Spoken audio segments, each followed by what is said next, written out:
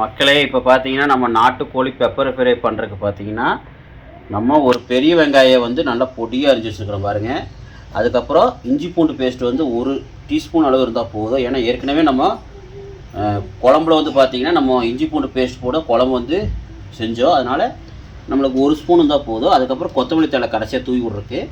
அப்புறம் கருவேப்பிலை, ஏன்னா இது இருந்தால் தான் அந்த கிரேவிக்கு டேஸ்ட் கிடைக்கும். அதுக்கப்புறம் மல்லித்தூள், அப்புறம் சிக்கன் மசாலா, அதுக்கப்புறம் கறி மசாலா. இதெல்லாம் வந்து பார்த்திங்கன்னா இந்த எல்லா மசாலையும் பார்த்திங்கன்னா நான் எல்லாம் 1 ஸ்பூனாக போடுவேன். அப்படி பத்தலைன்னா நான் 1.5 ஸ்பூனாக போட்டுக்குவேன். உங்களுக்கு தேவைக்கேற்ப நீங்கள் போட்டுக்குங்க. எனக்கு வந்து 1 கிலோ கறிக்கு நான் அளவாக போடுறேன். நீங்கள் எவ்வளோ வேணும் போட்டுக்குங்க. 1.5 ஸ்பூனாக போட்டுக்கலாம், இல்லை 2 ஸ்பூனாக கூட உங்களுக்கு காரத்துக்கு தகுந்த மாதிரி போட்டுக்குங்க.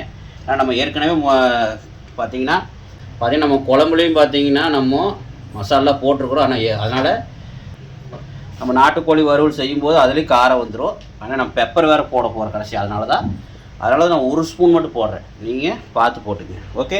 அதுக்கப்புறம் எண்ணெய், மெயினாக எண்ணெய் வேணும். ஓகே, இவ்வளோ ஃப்ரெண்ட்ஸ் ரெடியாக எடுத்து வச்சுக்கோங்க.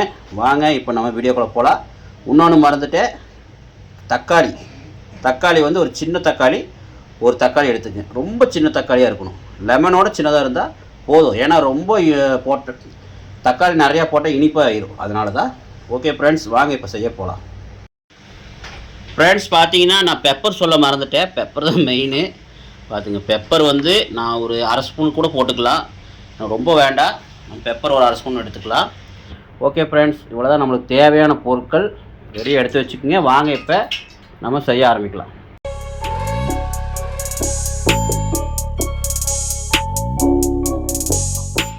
இப்போ அடுப்பு பற்ற வச்சு ஒரு வடை சட்டி வச்சுட்டோம்.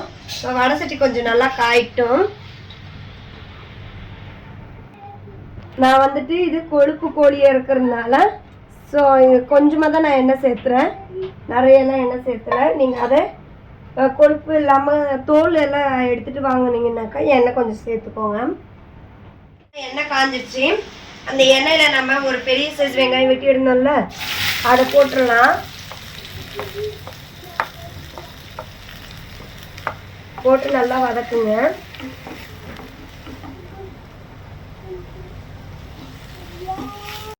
இது கூடவே நம்ம கொஞ்சம் கருவேப்பிலையே நம்ம சேர்த்துக்கலாம். ஆமாம் ஃப்ரெண்ட்ஸ், கருவேப்பிலை 2 கொத்து சேர்த்திங்க நல்லாயிருக்கும். பாருங்கள், 2 கொத்து சேர்த்திக்கிங்க.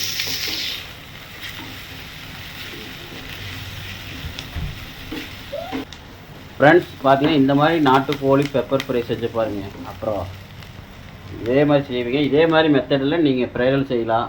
இஞ்சி பூண்டு பேஸ்ட் போட்டுக்கேன் பாருங்கள். இஞ்சி பூண்டு பேஸ்ட்டு 1 ஸ்பூனா?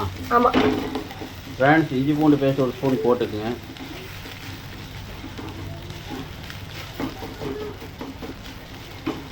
கறி எப்படி குழம்புலேருந்து எடுத்துக்கிடுவா?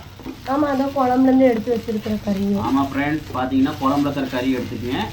பாருங்கள், எடுத்து அப்படியே குழம்போடு தான் இருக்குது. பாருங்கள், அந்த குழம்புல இருக்கிற கறி மட்டும் எடுத்து நம்ம இதில் போட்டுக்கலாம். ஓகே,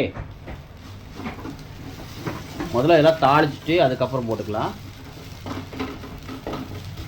ஓகே ஃப்ரெண்ட்ஸ், நீங்கள் மீடியம் வச்சுக்கோங்க. ஏன்னா நம்ம இஞ்சி பூண்டு பேஸ்ட் போட்டுக்கிறோம். அதனால் கொஞ்சம் கறிகிற ஒட்டிக்கும். அதனால தான் லைட்டாக உப்பு போட்டு விட்டுக்கோங்க. லைட்டாக தூவி விட்டிங்கன்னா தக்காளி போட்டதுக்கப்புறம் உப்பு போட்டுக்கலாம்.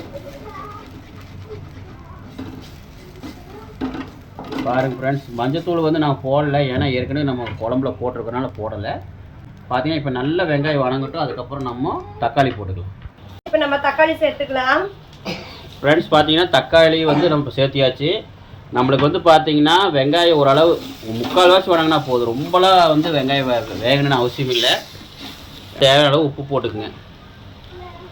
ஓகே, கொஞ்சம் சேர்த்திங்க. கடைசியாக வேணும்னா போட்டுக்கலாம். பாருங்கள், இப்போ எல்லாம் சரி நல்லா வணக்கி விட்ருங்க. நல்லா பச்சை வாசம் போகணும் தக்காளி. பாருங்கள்.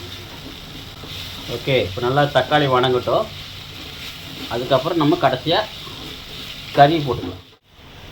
ஃப்ரெண்ட்ஸ் பாருங்கள், நல்லா வணங்கிடுச்சு. இப்போ நம்ம கறியை போட்டுக்கலாம். கறி போட்டுடலாம் மம்மி? போட்டுடலாம்ப்பா.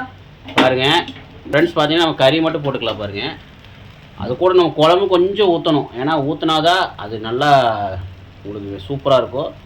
ஏன்னா அதுவும் கொஞ்சம் மசாலா போட்டதுனால கறி குழம்புல உங்களுக்கு வறுவலுக்கு கொஞ்சம் ஊற்றும் போது டேஸ்ட் கிடைக்கும். பாருங்கள், ஒரு கரண்டி இல்லை 2 கரண்டி குழம்பு ஊற்றிக்கலாம்.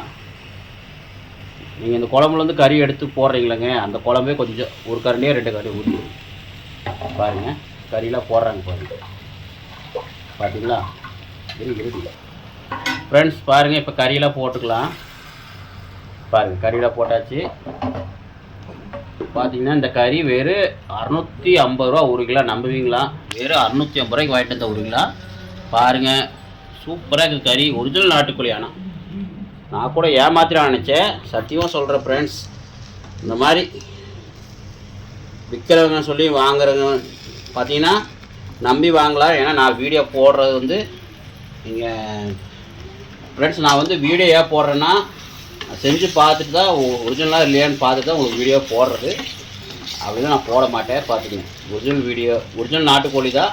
நீங்கள் தைரியமாக அவர்கிட்ட கான்டாக்ட் பண்ணி நீங்கள் அவருக்கு பார்த்தீங்கன்னா தைரியமாக நீங்கள் அவருக்கு கால் பண்ணி அந்த நாட்டுக்கோழி விற்கிறவர்கிட்ட நீங்கள் அழகாக வாங்கிக்கலாம். பார்த்தீங்கன்னா இன்னும் பார்த்தீங்கன்னா கொஞ்சம் சேர்த்து ஒரு 2-3-4 கிலோ எடுக்கும்போது அவர் ஒரு 600 ரூபாய்க்கு கூட கறி கொடுப்பாரு. எனக்கு கிலோ 600 ரூபாய்க்கு கொடுத்தாரு. அதனால் பரவாயில்ல.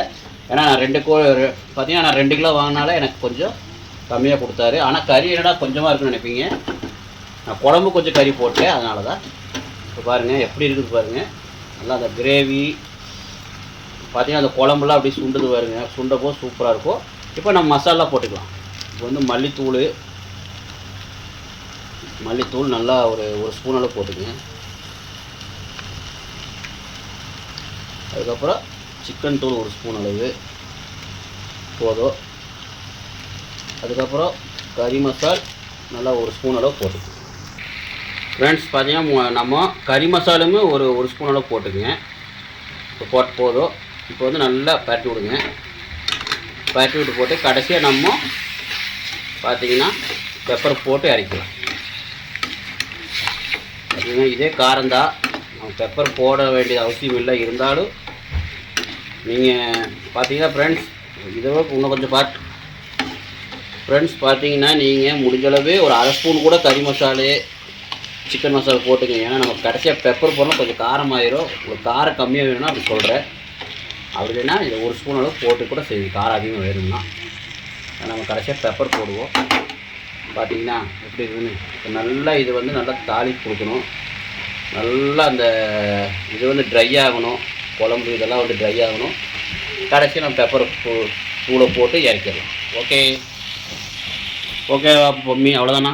அவ்வளோதான்ப்பா. பெப்பர் போட்டு கொத்தமல்லி போட்டு இறக்கணும், முடிஞ்சிருப்பா. ஓகே ஃப்ரெண்ட்ஸ், இப்போ நல்லா ட்ரை பண்ணிடுங்க. பாருங்கள் எப்படி இருக்குன்னு பாருங்கள், காட்டுறேன்.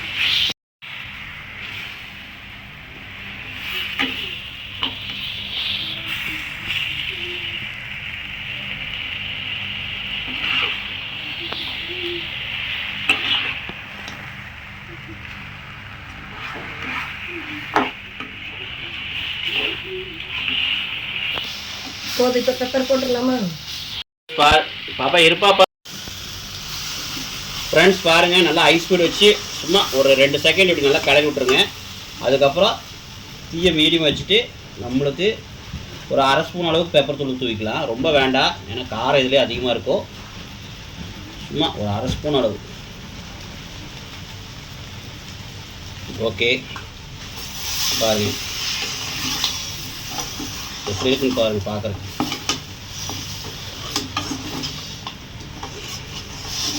சூப்பராக நம்மளுக்கு பெப்பர் ஃப்ரை ரெடி. நாட்டுக்கோழி பெப்பர் ஃப்ரை. ஆஹா, பார்த்தீங்கன்னா அந்த பெப்பர் போட்டதுக்கப்புறம் தான் அது ஒரு அந்த கோழி பார்த்தீங்கன்னா பெப்பர் போட்டதுக்கப்புறம் தான் அந்த நாட்டுக்கோழி பெப்பர் ஃப்ரைக்கே ஒரு இதே இருக்குது. அந்த பேருக்கு தகுந்த மாதிரி இருக்குது. ஓகே ஃப்ரெண்ட்ஸ், பெப்பர் தூவி விட்டோன்னே ஆஃப் பண்ணிடுங்க ஸ்டவ். அவ்வளோதான். சும்மா ஒரு பேட் விட்டு ஆஃப் பண்ணி விட்ருங்க. நம்ம கடைசியாக கொத்தமல்லி, அவ்வளோதான். Okay, ready. வாங்க நம்ம சாப்பிடும்போது உங்களுக்கு எப்படி இருக்குது ஏதுன்னு காட்டுறேன். ஃப்ரெண்ட்ஸ் பாருங்கள், எவ்வளோ சூப்பராக இருக்குது பாருங்கள். அப்படியே பெப்பர் ஃப்ரை பார்த்தீங்களா? கூடவே நம்மளுக்கு நாட்டுக்கோழி குழம்பு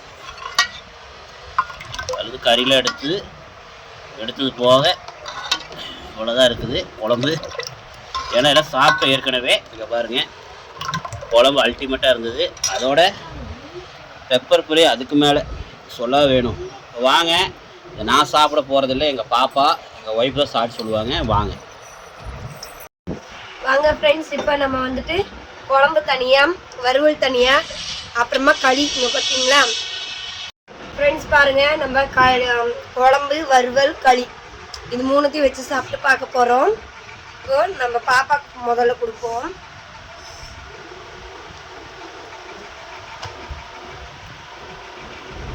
எப்படி இருக்கு?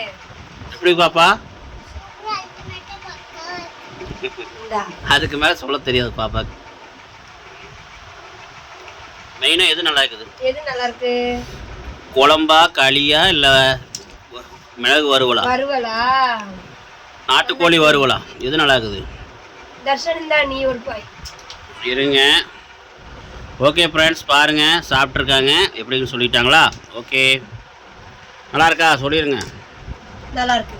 ஓகே, இந்த வீடியோ பிடிச்சதா என்ன பண்ணணும்? லைக் பண்ணுங்க, ஷேர் பண்ணுங்க, கமெண்ட் பண்ணுங்க, மறக்காம சப்ஸ்கிரைப் பண்ணிக்கோங்க. மீண்டும் நல்ல ஒரு வீடியோவில் சந்திக்கலாம். பாய்.